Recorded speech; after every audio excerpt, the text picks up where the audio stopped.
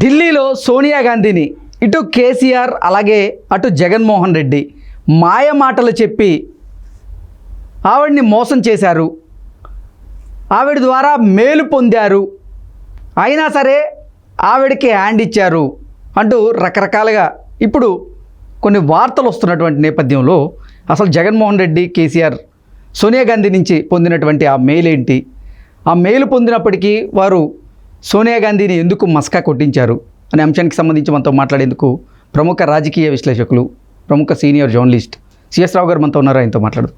Sir hi sir. Hello. ఢిల్లీలో సోనియా గాంధీకి ఇటు జగన్మోహన్ రెడ్డి అటు కేసీఆర్ ఇద్దరు మస్కా కొట్టించారు, మోసం చేశారు, అయినా సోనియా గాంధీ నుంచి వారు కొంత మేలు పొందారు అంటూ రకరకాలుగా ఇప్పుడు కొన్ని వార్తలు అయితే సోషల్ మీడియాలో చక్కర్లు కొడుతూ ఉన్నాయి. ఏంటి సార్, సోనియా గాంధీని జగన్మోహన్ రెడ్డి అలాగే కేసీఆర్ ఏ విషయంలో మస్కా కొట్టించారు, ఏ విషయంలో ఆవిడ దగ్గర నుంచి మేలు పొందారు అంటే ఏం చెప్తారు? ఇప్పుడు జనరల్గా ఏంటంటే జీవితంలో బాధల్లో ఉన్నప్పుడు ఆదుకున్నటువంటి వాళ్ళని, లేదా బాగా సంక్షోభంలో ఉన్నప్పుడు ఆ సంక్షోభం నుంచి బయటకు వచ్చినటువంటి వాళ్ళని మర్చిపోకూడదు అని అంటారు పెద్దలు. ఎందుకంటే ఎప్పుడు కూడా బాధల్లో ఉన్నప్పుడు ఆదుకున్న వాళ్ళని మర్చిపోవడం అనేది ఉండదు సహజంగా, అందుకే అది చెప్తుంటారు. సో ఇప్పుడు ఇది నేను ఎందుకు చెప్తున్నానంటే, జగన్మోహన్ రెడ్డి జైల్లో ఉన్నప్పుడు బెయిల్ కోసం ప్రయత్నం చేశారు. ప్రయత్నం చేసినప్పుడు బెయిల్ రాలా, 16 నెలల పాటు జైల్లో ఉన్నారు. ఆ సందర్భంగా తల్లి విజయమ్మ, షర్మిల, బ్రదర్ అనిల్ వెళ్ళారు, వెళ్ళదు తెలియదు, మొత్తం మీద ఫ్యామిలీ వెళ్ళారు, సోనియా గాంధీని కలిశారు. సరే అక్కడ ఏం మాటలు జరిగినాయి ఏందనేది ఈ మధ్యకాలంలో షర్మిలని బయట పెట్టారు. బయట పెట్టిన తర్వాత సోనియా హామీ ఇచ్చిన తర్వాతనే, సోనియా కన్సర్న్లోనే, సోనియాకు ఆ రోజున పవర్ ఉంది కాబట్టి ఆమె దయాదాక్షిణ్యాల మీదనే బెయిల్ వచ్చిందని చెప్పి షర్మిలనే చెప్తుంది కదా. అంటే అసలు కాంగ్రెస్ పార్టీ వల్లే, కాంగ్రెస్ పార్టీ పవర్ వల్లే జగన్మోహన్ రెడ్డి జైలుకి వెళ్ళాడు అంటూ కూడా వాళ్ళ కుటుంబమే చెప్పింది కదా సార్. కానీ అది కాదని చెప్పి షర్మిల చెప్తుంది కదా. ఇప్పుడు వీళ్ళు ఫ్యామిలీ మొత్తం పోయి వెళ్ళారు, జైల్లో ఉన్నప్పుడు సోనియా గాంధీని కలిశారు. సోనియా గాంధీ తోటి ఏం మాట్లాడారు అనేది షర్మిల చెప్తున్నారు కదా. జైల్లో ఉన్నట్టు జగన్మోహన్ రెడ్డి తెలియదుగా. పోయి కలిసింది సోనియా గాంధీని షర్మిల కదా. షర్మిల ఏం చెప్తున్నారు, ఆ రోజు ఆమె దయాదాక్షిణ్యాలతోటి బెయిల్ వచ్చిందని చెప్తున్నారు కదా. ఆ తర్వాత కాంగ్రెస్ పార్టీతో కలిసి పనిచేయడానికి సిద్ధం పడతాం, మేము కాంగ్రెస్ పార్టీలోనే ఉంటాము, కాంగ్రెస్ పార్టీతో కలిసి రాజకీయాలు చేస్తామని చెప్పి హామీ ఇచ్చిన తర్వాతనే నాకు బెయిల్ వచ్చిందని చెప్పి కూడా చెప్తున్నారు కదా. ఆ తర్వాత ఏమైంది, బెయిల్ వచ్చింది. బెయిల్ వచ్చిన తర్వాత ఈయన ఏం చేశాడు, సొంత పార్టీ తోటి రాజకీయాన్ని నడిపి కాంగ్రెస్ పార్టీని భూస్థాపితం చేశారు కదా. దీన్ని ఏమంటారనేది షర్మిల ప్రశ్నిస్తున్నారు కదా ఇప్పుడు. ప్లస్ అసలు కేసు అనేది, ఆ కేసు పెట్టించింది కాంగ్రెస్ పార్టీ కాదు, రాజశేఖర రెడ్డి మీద పెట్టలేదు అని చెప్పి చెబుతుంది కదా షర్మిల. అది కేవలం జగన్మోహన్ రెడ్డి రాజశేఖర రెడ్డి పేరు మెన్షన్ చేయించాడు ఛార్జ్ షీట్లో అని చెప్పి చెప్తున్నారు కదా. డైరెక్ట్గా చెప్తున్నారు కదా. కాదని చెప్పి సవాల్ చెప్తుంది కదా షర్మిల. కాదని చెప్పండి అని చెప్పి చెబుతుంది కదా వాళ్ళ అడ్వకేటు. అందుకే ఆయనకి అధికారంలో రాగానే వారం రోజులకి ఆయన పిలిచి అడిషనల్ అడ్వకేట్ జనరల్ ఇచ్చారు సుధాకర్ రెడ్డికి అని చెప్తుంది కదా పొన్నవాళ్ళకి. ఆవిడే సవాల్ చేశారు కదా. సవాల్ చేసిన తర్వాత ఒకరోజు మీడియా ముందుకు వచ్చాడు. తర్వాత అంటే గతంలో కూడా షర్మిల గారే చెప్పారు కదా, ఏమని, మా కుటుంబాన్ని కాంగ్రెస్ పార్టీ ఉద్దేశపూర్వకంగా ఇబ్బందికి పెడుతుందని ప్రెస్ మీట్ పెట్టి మరీ చెప్పారు కదా జగన్మోహన్ రెడ్డి అరెస్ట్ అయినప్పుడు. చెప్పాను, కానీ సోనియా గాంధీ దగ్గరికి వెళ్ళిన తర్వాత అసలు ఏం జరిగింది అనేది చెప్పింది ఆవిడ అని చెప్తున్నారుగా. అంటే రాజకీయంగా లబ్ధి కోసమే ఇప్పుడు షర్మిల మాట మారుస్తున్నారు అంటూ ఇటు వైఎస్ఆర్సీపీ నాయకులు కూడా ఆవిడ మీద దుమ్మెత్తి పోసేటువంటి ప్రయత్నం చేస్తూ ఉన్నారు. అంటే గతంలో షర్మిల ఒకలా చెప్పింది, ఇప్పుడు కాంగ్రెస్ పార్టీలో జాయిన్ అయిన తర్వాత మరోలా చెప్తుంది. ఇదంతా రాజకీయ లబ్ధి కోసమే చేస్తుందంటూ ఇప్పుడు వైఎస్ఆర్సీపీకి సంబంధించినటువంటి నాయకులు అదే చెప్తుంది కదా. నాకు అప్పట్లో తెలీదు, ఈ పొన్నవోలు సుధాకర్ రెడ్డి అని అతని చేత కోర్టులో సిబిఐ కోర్టు దగ్గర నుంచి సుప్రీంకోర్టు దాకా పిటిషన్ వేసింది జగన్మోహన్ రెడ్డి అనే విషయం నాకు మొన్ననే తెలిసిందని చెప్పింది కదా ఆవిడ. అంతకుముందు నాకు తెలీదు, నేను కూడా అనుకున్నాను సోనియా గాంధీ కళకు ముందు, ఇప్పుడు కలిసిన తర్వాత క్లారిటీ వచ్చింది. సోనియా గాంధీ కాదు చేర్చింది, కానీ రాజశేఖర రెడ్డిని ఛార్జ్ షీట్లో చేర్చింది జగన్మోహన్ రెడ్డి, నాకు మొన్ననే తెలిసింది ఇది అని చెప్పి చెప్తుంది కదా ఆవిడ. అప్పుడు తెలియదు నాకు, నేను తెలియనందువల్ల నేను ఆ విధంగా అన్నాను. అసలు విషయం ఇప్పుడు తెలిసింది. పొన్నవోలు సుధాకర్ రెడ్డికి వారం తిరగకుండానే ముఖ్యమంత్రి అయిన తర్వాత అడిషనల్ అడ్వకేట్ జనరల్ ఇచ్చారు. ఆ తర్వాత నాకు తెలిసింది ఇవన్నీ కూడా వ్యవహారం చూస్తే అసలు దుర్మార్గుడు అయితే దుర్మార్గుడు అనే పదం కూడా ఉపయోగించింది కదా. దుర్మార్గుడు అనే అతను జగన్మోహన్ రెడ్డి అని చెప్పింది కదా. సో ఆ రోజు ఏంది జరిగింది, వీళ్ళందరూ ఫ్యామిలీ వెళ్ళి కలిసినప్పుడు బెయిల్ సహాయం చేయడంతో పాటు బెయిల్ కోసం కాంగ్రెస్ పార్టీతో కలిసి ఉంటామని చెప్పారు. కాంగ్రెస్ పార్టీలో విలీనం చేస్తాము అని చెప్పారు. అంటే వాళ్ళ ఫ్యామిలీ కాంగ్రెస్ పార్టీలో ఉంటూ కాంగ్రెస్ పార్టీలో విలీనం చేస్తాం వైఎస్ఆర్ కాంగ్రెస్ పార్టీ అని చెప్పారు కదా. సో ఆ చెప్పారనేది శర్మ చెప్తున్నారు. సో ఆ తర్వాత కాంగ్రెస్ పార్టీని భూస్థాపితం చేశారు ఆయన. సేమ్ ఇలాంటిది ఇప్పుడు జగన్మోహన్ రెడ్డి ఏం చేశారు, దానికంటే ముందు కేసీఆర్ కూడా అదే చేశారు సోనియా గాంధీ పట్ల.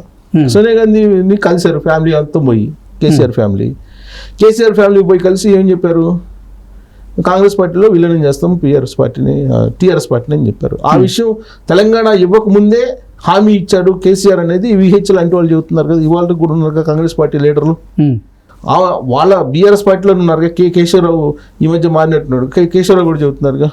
కేసీఆర్ టీఆర్ఎస్ పార్టీని కాంగ్రెస్ పార్టీలో విలీనం చేస్తామంటేనే తెలంగాణ ఇవ్వడానికి కాంగ్రెస్ పార్టీ సిద్ధమైందని చెప్పారు కదా. ఉద్యమ పార్టీ అది రాజకీయ పార్టీ కాదు టీఆర్ఎస్ పార్టీ అనేది కూడా చెప్పాడు కదా కేసీఆర్ అంతకుముందు. 2014 తర్వాత కదా నాది పక్తు రాజకీయ పార్టీ అని ఉంది, పక్తు రాజకీయ పార్టీ అది అని 2014 తర్వాత. అంతకుముందు ఆయన ఉద్యమ పార్టీ అన్నారు. దాన్ని కాంగ్రెస్ పార్టీలో విలీనం చేస్తామని చెప్పి అక్కడ ప్రామిస్ చేసి ఇచ్చారు. ప్రామిస్ చేసి ఇచ్చిన తర్వాతనే తెలంగాణ ఇచ్చారనేది ఒకటి. ఈ మధ్యకాలంలో ఇంకొక వివాదాస్పదమైనటువంటి కామెంట్ చేశారు ఆయన. మరి ఆయనకి ఎందుకు చేశారో తెలియదు, ఏ సందర్భంలో చేశారో, ఏదో ఒక రీజన్ అయితే ఉంటుంది ఆయన చేసిన దాంట్లో. జగన్మోహన్ రెడ్డిని సక్రమంగా డీల్ చేయలేక రాష్ట్రాన్ని విడగొట్టింది సోనియా గాంధీ అని కూడా చెప్పాడు ఆయన. ఓకే. సో ఎవరు కేసీఆర్ అంటే కేసీఆర్ జగన్మోహన్ రెడ్డి ఇద్దరు గురు శిష్యులు. వాళ్ళిద్దరు కలిసి సోనియా గాంధీని నమ్మించి ఏ విధంగా చేశారనేది మనకి ఎన్ని కనిపిస్తున్నాయి. అంటే మనం చెప్పడం కాదు, ఆ పార్టీలో ఉండే వాళ్ళే చెబుతున్నారు. ఇప్పుడు షర్మిల చెబుతుంది ఏం జరిగింది అనేది. అక్కడే విహెచ్ కేకే లాంటి వాళ్ళు అనేక మంది చెప్తున్నారు విలీనం చేస్తాను, విలీనం చేయకుండా చేశారని. అంటే ఆ విలీనం అనేటువంటి మాటతోటి కాంగ్రెస్ పార్టీ నమ్మింది వాళ్ళని, నమ్మి మోసపోయిందంటూ అర్థమవుతుంది. అయితే ఇప్పుడు ఎందుకు దీన్ని మనం రివీల్ చేసుకోవాల్సి వస్తుందంటే, ఇప్పుడు జరుగుతున్నటువంటి లోక్సభ ఎన్నికల్లో దేశవ్యాప్తంగా అక్కడేదో సంకీర్ణం వస్తుంది, ఆ సంకీర్ణంలో మేము కీలకం కాబోతున్నాం అని చెప్పి కేసీఆర్ అంటూ ఉన్నాడు. ఆ సంకీర్ణంలో మేము కీలకం కాబోతున్నాము అని అంటే ఏంటి, బీజేపీకి రాకుండా కాంగ్రెస్ రాకుండా ఉంటే గనక వీళ్ళు కీలకం అవుతారని. ఇక్కడేమో అసలు ఇక్కడ కేసీఆర్కి 1-2 స్థానాలు కూడా వచ్చే అవకాశం లేదంటూ కూడా కొన్ని సర్వేలు వస్తున్నాయి. సర్వేలు అన్నీ చెబుతున్నాయి, ఒకటి కాదు అన్నీ చెబుతున్నాయి. కానీ కేసీఆర్ ఏమంటున్నాడు, నాకు 12 నుంచి 14 వస్తాయి లోక్సభలో, ఆడేమో జగన్మోహన్ రెడ్డికి 20 నుంచి 25 వస్తాయి అని చెప్తున్నాడు. అంటే రెండు కలిపితే 40 వస్తాయి. ఆడ ప్రధానమంత్రి జగన్మోహన్ రెడ్డా లేకపోతే కేసీఆర్ అన్నట్టుగా కేసీఆర్ మాట్లాడుతున్నాడు. అంటే కేసీఆర్ జగన్మోహన్ రెడ్డి ప్రధానమంత్రి కావట్లా, తాను ప్రధానమంత్రి అవుతానని చెప్తున్నాడు. డైరెక్ట్ చెప్పాడు కదా తాను ప్రధానమంత్రి అవుతానని. అంటే తాను ప్రధానమంత్రి ఎలా ఉంటాడు, శిష్యుడికి ఆల్రెడీ 20 నుంచి 25 వస్తాయి అని చెప్పి ఎక్స్పెక్ట్ చేస్తున్నాడు, తనకేమో 12 నుంచి 14 వస్తాయి అని ఎక్స్పెక్ట్ చేస్తున్నాడు. రెండు కలిపితే ఎన్ని, ఒక 25 + 24 39. సో ఈ 39 తోటి నేను ప్రధానమంత్రి అవుతాడని ఎక్స్పెక్ట్ చేస్తున్నాడు కేసీఆర్. ఇది 39 సీట్లకే ప్రధానమంత్రి అయితే మరి ఉత్తరప్రదేశ్లో ఎన్ని స్థానాలు ఉన్నాయి, దాంట్లో ఏ పార్టీకి? కాదు ఇప్పుడు ఆయన చెప్పేది ఏంటి, తాను ప్రధానమంత్రి అవుతాను అని చెప్తున్నాడు. ఆ 39 లేకపోతే మొత్తం 16 అంటే 17 కూడా, అంటే ఎంఐఎం కూడా అతనే కదా కేసీఆర్ పక్షాన ఉంటుంది. 23, 17, 30, 40 కరెక్ట్. 43 వస్తాయి, 42. ఒక నిమిషం, 17 + 23, ఆ 3 ఇక్కడ వేస్తే 20, 20 40 కదా సార్? 40 కరెక్ట్గా. 25 + 17, 25కు 25 ఎట్లా వస్తాయి సార్? 23 అదే కదా టైమ్స్ ఆఫ్ ఇండియా చెప్పిందని. ఓకే, టైమ్స్ ఆఫ్ ఇండియా లెక్కలేసి అక్కడ నా శిష్యుడికి 42, ఇక్కడ ఆయనకి 17, మొత్తం కలిపితే 42 లేదంటే 39 వేసుకో.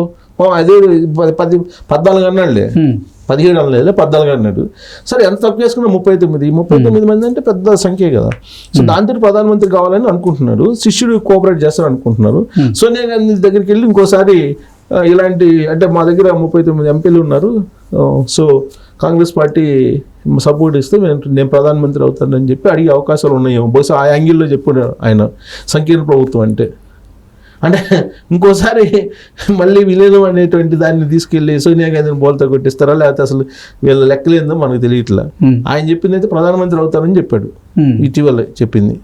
నాకు తెలిసి ఆయన ప్రధానమంత్రి కావాలంటే బహుశా శిష్యుడు ఈయన కలుపుకుంటే అక్కడ 25 వస్తే ఇక్కడ 14, 39 అట్లా లెక్కేసుకుంటే బహుశా అది వర్కౌట్ అయిద్దాము. ఓకే, అంటే ఇది దేశ చరిత్రలో మొదటిసారి ఏమో, అంటే 40 స్థానాలతో ప్రధానమంత్రి అవ్వడం. ఎందుకు అట్టే కాదు, 40 స్థానాలు వస్తే మంచి సంఖ్య. అంటే నీకు కూటమిలో అవసరం అయితే దేవేగౌడ గారిని చేసినట్టు చేస్తారంటే ఐకే గుజరాల్ లాంటి వాళ్ళు అయ్యారు ఏం, కానీ దానికి ఏముంది అయ్యటానికి. అసలు ఇది రావాలి కదా, ఇక్కడ ఇన్ని రావాలి కదా. విచిత్రమైనది అంటే గాలిలో లెక్కలేస్తున్నారు. జగన్మోహన్ రెడ్డి అని ఇద్దరు, అంటే సోనియా గాంధీని మస్కా కొట్టించినంత ఈజీగా మనం ఇక్కడ జనాల్ని తెలుగు రాష్ట్రాల్లో అనుకూలంగా మలుచుకొని మొత్తం 42 స్థానాలు తీసుకుందాం అని చెప్పి అనుకుంటున్నట్టున్నారు. ఓకే, అంత ఈజీ కాదు కదా. Okay sir, thank you so much. Thank you.